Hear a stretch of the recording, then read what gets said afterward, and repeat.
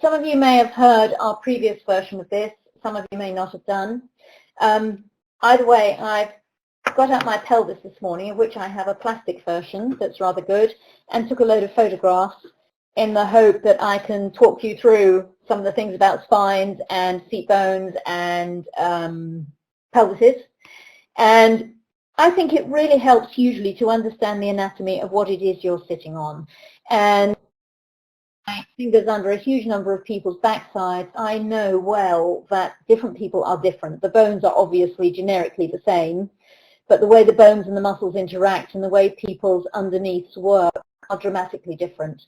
And we'll do some exercises that will make that clearer to you and give you, I think, some really good tips for changing some of the things that might get in your way. We're going to bust a few myths along the way, and this is going to give you tips both in terms of sitting in general and in terms of your asymmetry. So I think there's a fair amount to take away from this, can be both interesting on an understanding level and also hugely useful practically in terms of your skill development.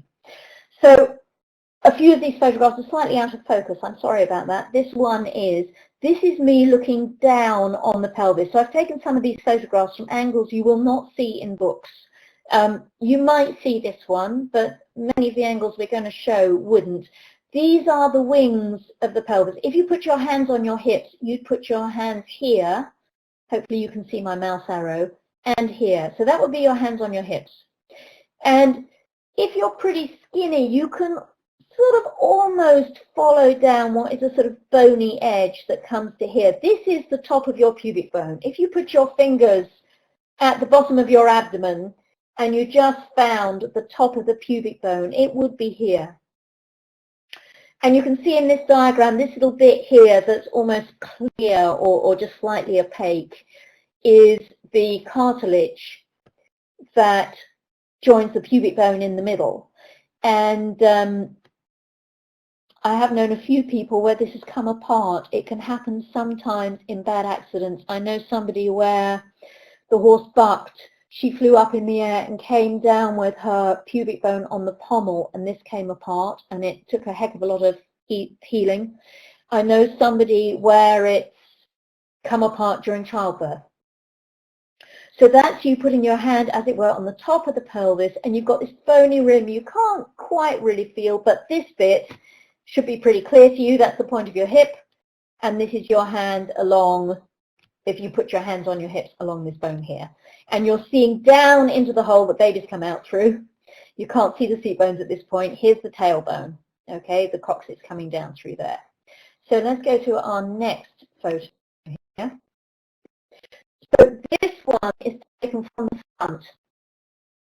Here is the cartilage between the two sides of the pubic bone. Here's the top of the pubic bone, okay? Again, where you put your hands at the bottom of your abdomen. And this is the bony pitch you can't quite feel, but you can get the points of your hips. And this is the bony wing of the pelvis where you put your hands on your hips.